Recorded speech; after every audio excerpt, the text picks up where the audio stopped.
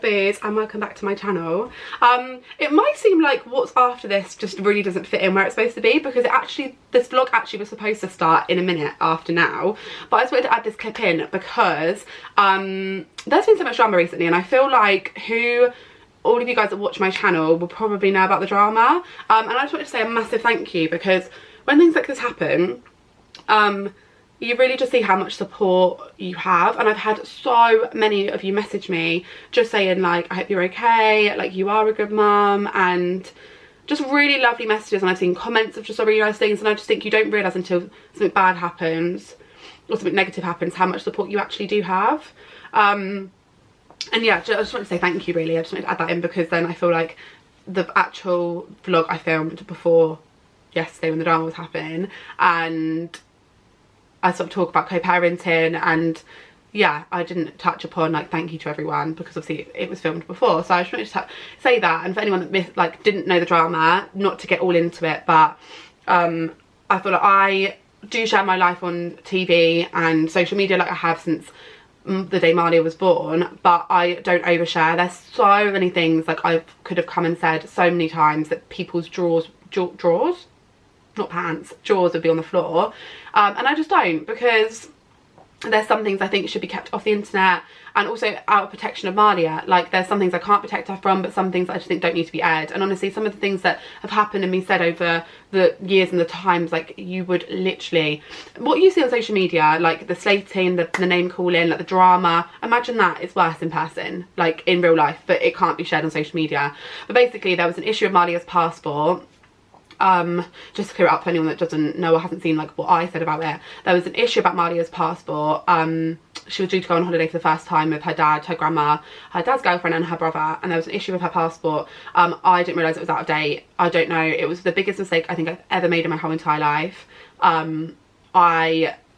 When they called me to say it was out of date, because they didn't realise it was out of date until they were at the airport, because they hadn't already checked in, I literally thought they were joking, because I don't know how, like I don't know how I did it. Like it's the biggest mistake I've ever made, ever.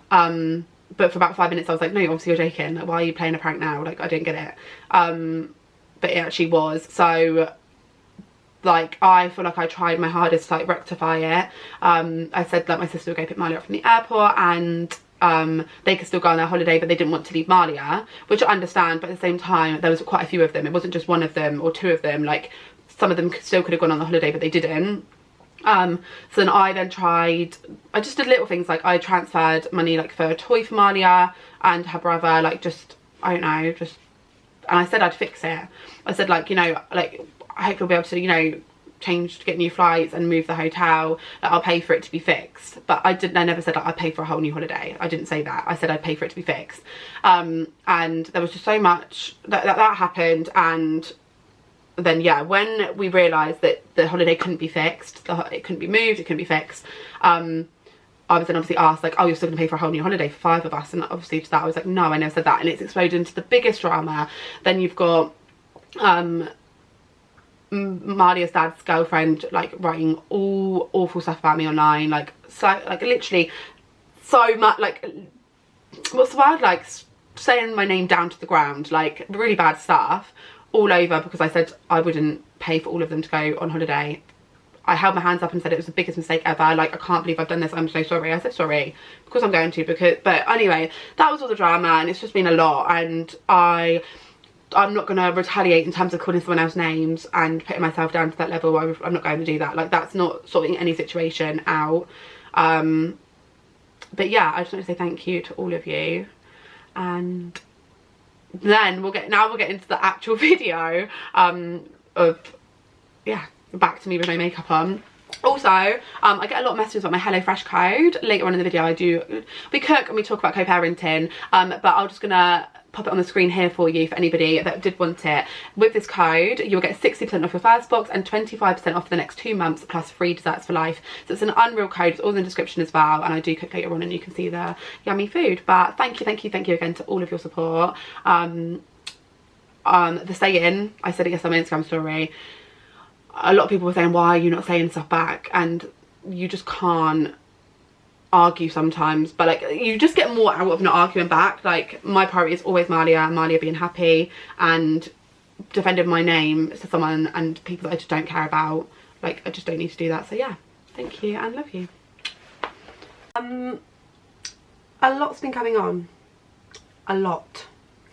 I have just not been here because since January, I've been doing something that just meant that YouTube is just not a thing that I can not necessarily do, but I have not got the time to. There's not too much to be spoken about, and yeah, anyway, so that's been going on. And then normally I come on here and I'm like, feel like I'm giving advice because I do like Q&As and things like that, but I need advice. So if this sounds like you, what I'm describing, then please leave a comment for me with advice. So I just have so many goals, I have so many things I want to achieve, even day to day. Like, I'll go to bed at night and I'll think tomorrow I just want to eat healthy, go to the gym and just feel good, get all my stuff done.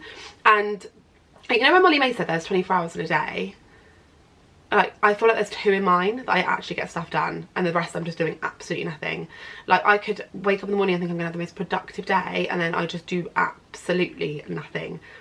In the grand scheme of things, I think I just want to do that. That's all I want to do, and I just don't do it, and I just don't know why. I don't know why my brain's like it. Like, for example, today I woke up, I just feel like death, and I was like, right, I'm going to go to the gym, I'm going to be really productive, I'm going to have a good high protein breakfast. Like, I know all the things I need to do, but what have I done? I dropped my to school, I got a pan au chocolat, I got one for her for after school, I ate both of them, and then I'm just making up for it with like an instant smoothie, and that's all I've had today.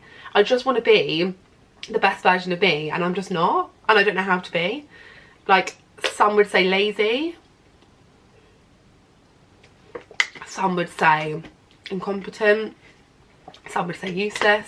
So that describes you, and you feel like you are that person but you manage and you are better, then please leave me comments of like just tips. I've tried writing lists before bed, they just get scrambled up. I've tried like journaling. I don't know, I just don't know why I'm like it, but I thought I'll do my skincare. I've got absolutely no reason to do makeup, but I thought I'd put some makeup on whilst we chat.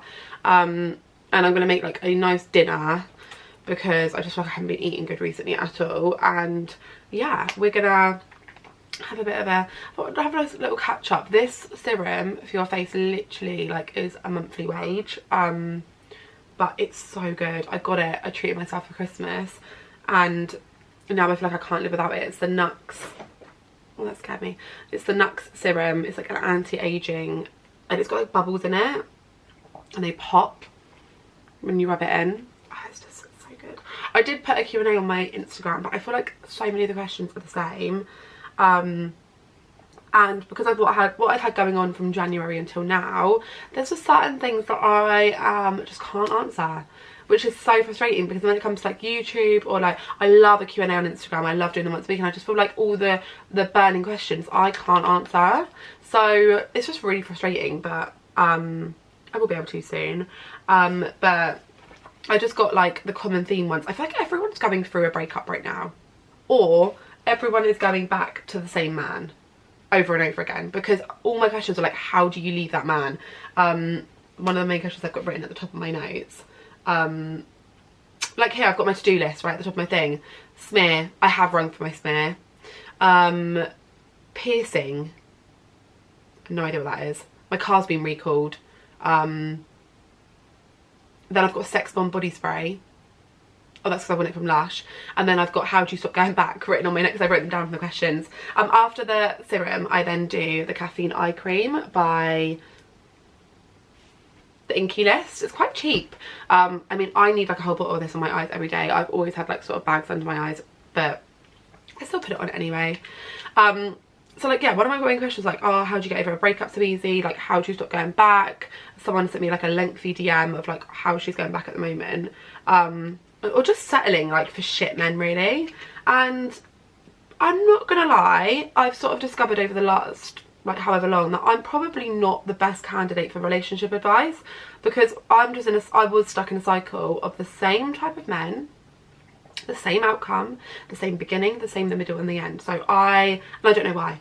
I don't know why, because I'll look back at the last one and go, then I met someone new, for example, and then I'll be like, oh my god, but he's so different, he doesn't do that, he doesn't do that.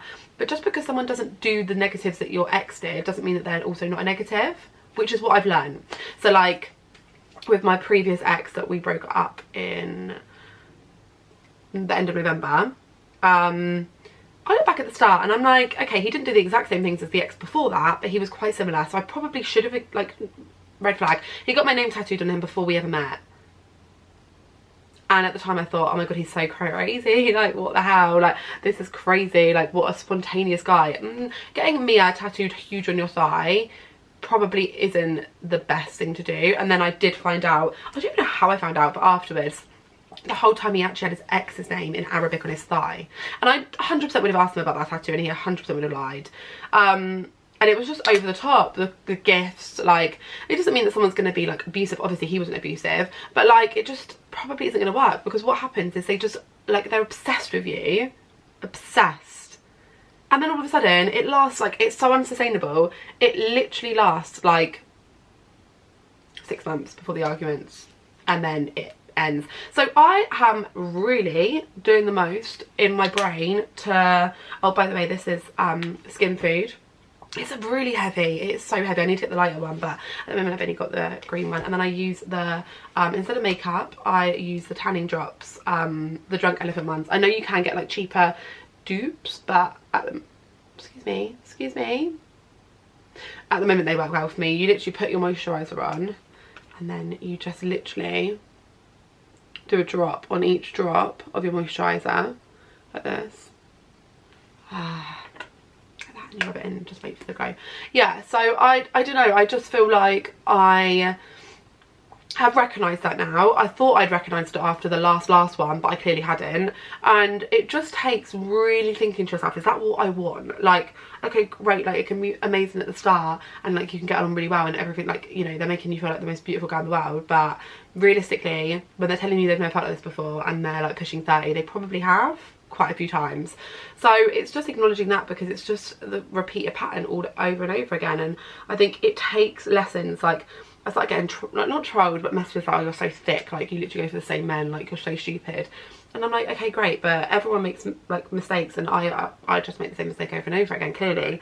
And it's just something to work on. But I feel like in terms of going back to the same man, or okay, if you're like in a situationship that you like don't want to be in, but you feel like you're going back to this man all the time, it's like, why can't I leave? Or you're doing it with an ex. I just think, one, no matter what anybody says to you, like, I don't care what anybody says, you will leave when you're ready. Like, I've got quite a close group of friends, and like some of my friends are in the same situation.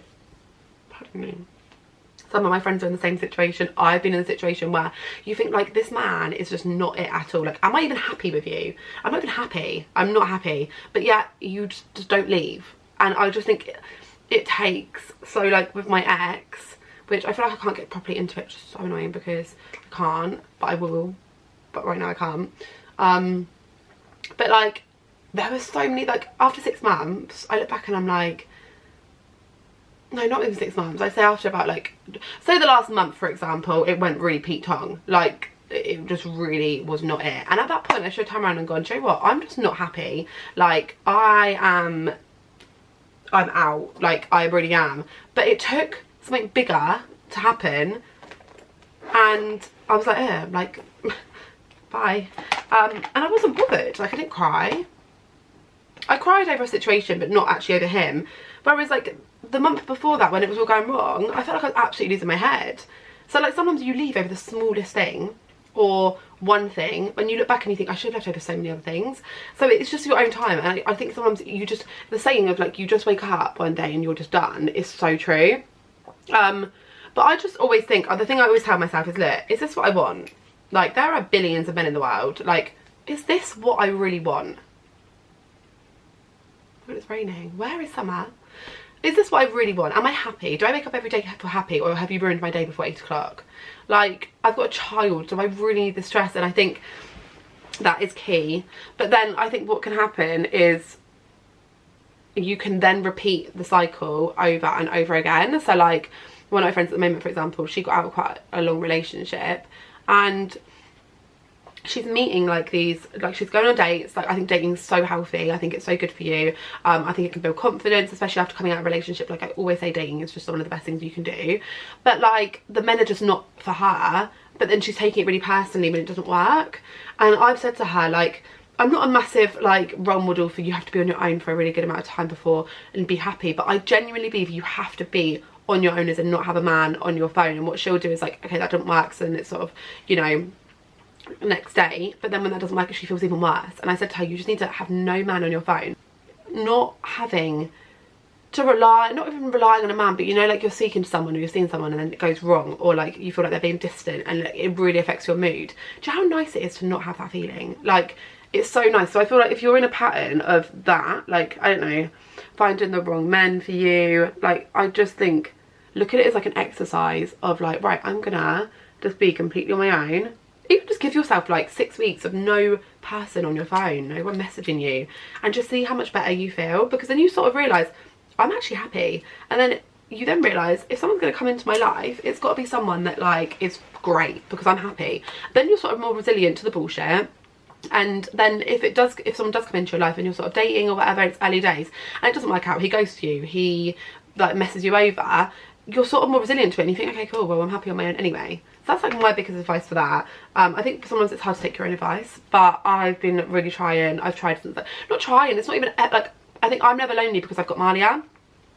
So I don't ever feel lonely, but I think I've always been a relationship person. I think up until recently, was so obsessed with the idea of love. I was obsessed with the fact that I was going to have all my kids before 30 and I was going to be engaged, at least engaged, if not married by 30. And so I think that's because I had that in my head and that's all I wanted. All I wanted was then that. So I think I met like who I've been with in the past, and like not necessarily settled because I obviously was happy at the time, but I think they're probably worth it. If I wasn't obsessed with that, there probably would have been things that I would have thought, are you for me? But because I was obsessed, it's like, yeah, we get along well, he lets me, I let him, like, let's go for it. So I'm really trying to get out of my head, like, this pressure of, like, before 30, you have to be this certain, settle down. Like, why is that? Like, 30, I remember at 20, I looked at 30 thinking, like, that is so old. And next year's my last full year in my 20s. I have had no more kids. I've had quite a few failed relationships. I've never been engaged. And I just think, like, I put so much pressure on myself for so long to be at that point. But then I'm like, you can't. Because if you haven't met your person, who are you going to marry? Your weird ex. Your weird boyfriend that you don't want to be with, that you're about to break up with. Like, I think, why is there such a pressure for 30? Or is there? Or am I just putting pressure on myself for 30? I don't know. I just really thought by 30, that's how life would be. And it's not. And I think I've just really come to terms with that this year.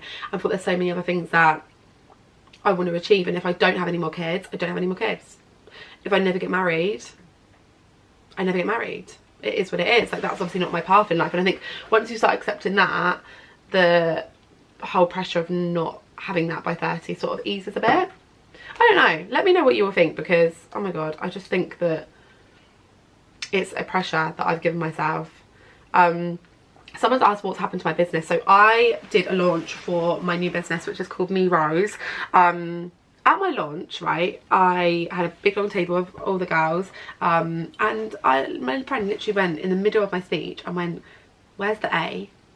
And I was like, I just called it Me. There is no A. She was like, I don't like it. In the middle of my speech.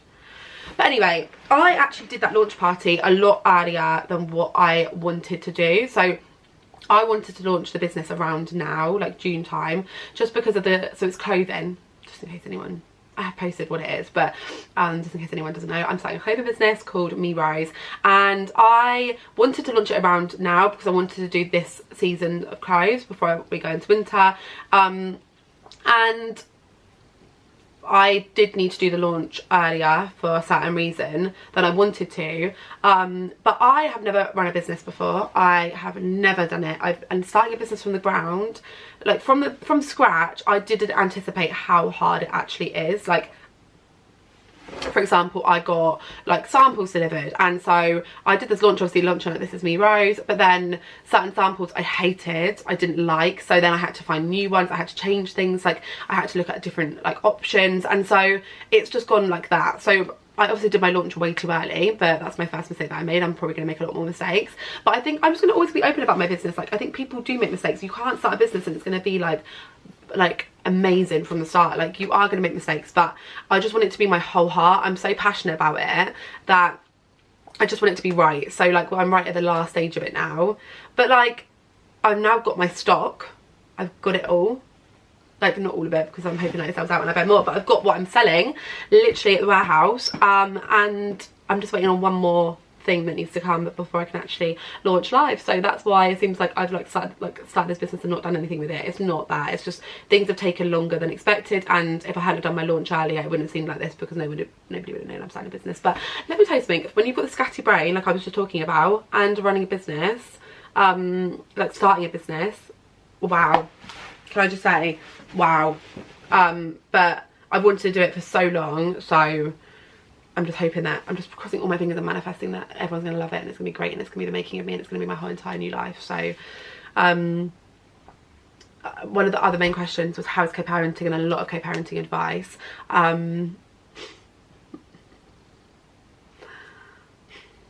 Co-parenting, I feel like the last time I spoke about co-parenting I said we're in the worst place we could possibly be in. I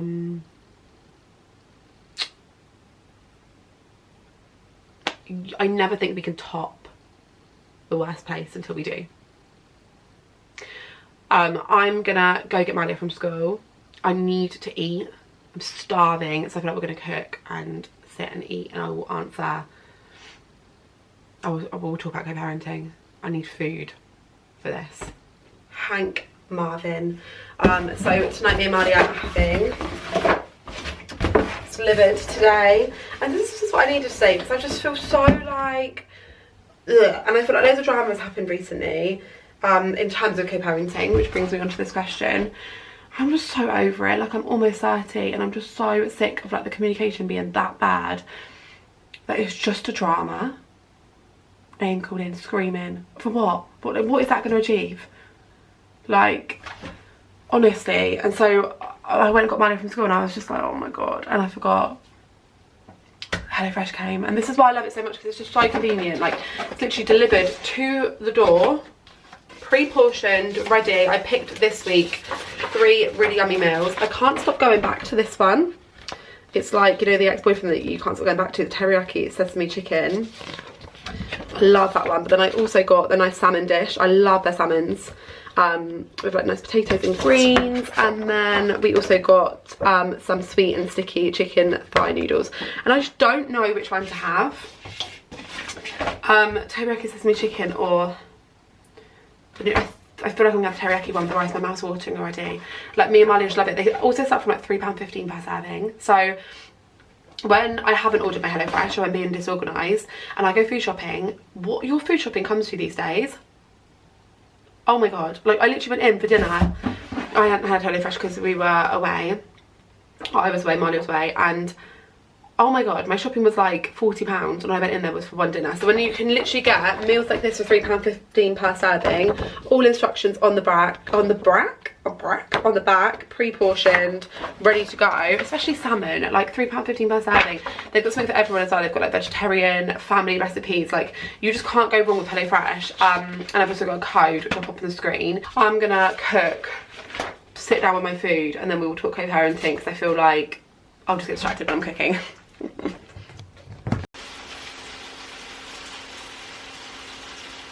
Can you hear that? Yeah. I love you, Mum. I love you more, baby.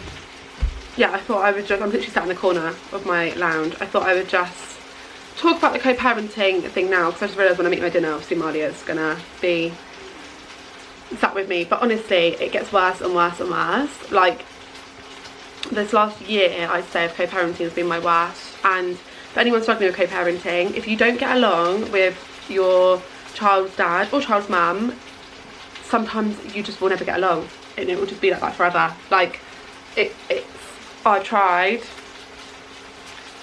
for so long, and it's just the most unreasonable arguments constantly, like disagreements, name calling, social media posts, like not just from him. And I just think, like, sometimes I don't even want to get into it, because I just think, why should I? Like, I know something happened recently which debatable, everyone's got different opinions on it, but I held my hands up for my part, and I offered what I thought was reasonable from my part to fix it. And honestly, it's just been like World War III. And all it is we literally share a child. Like, making sure she has a happy, good upbringing and she's healthy and she's good. And it's like, why is that so hard? That's the only goal here. Like, not what I'm doing, not what you're doing, not that I like going on a night out or going on holidays and without my daughter. Like, nobody needs to be worrying about that. Everyone needs to worry, is she happy, is she healthy, is she safe? Yes, she always is. She's very well looked after. And it's just painful. It's got to the point where I'm like, I'm not even like a retaliation person, but I'm getting to the point where I'm like, I feel like I'm going to, but I'm not going to because like there's been arguments where like I've said things that I don't want to say. I'm not that type of person, and I'm just so sick of it, all just to co-parent a child. 10 years now. I'm gonna put my count, Molly is 8, but it's just been going on years and years and years, and I'm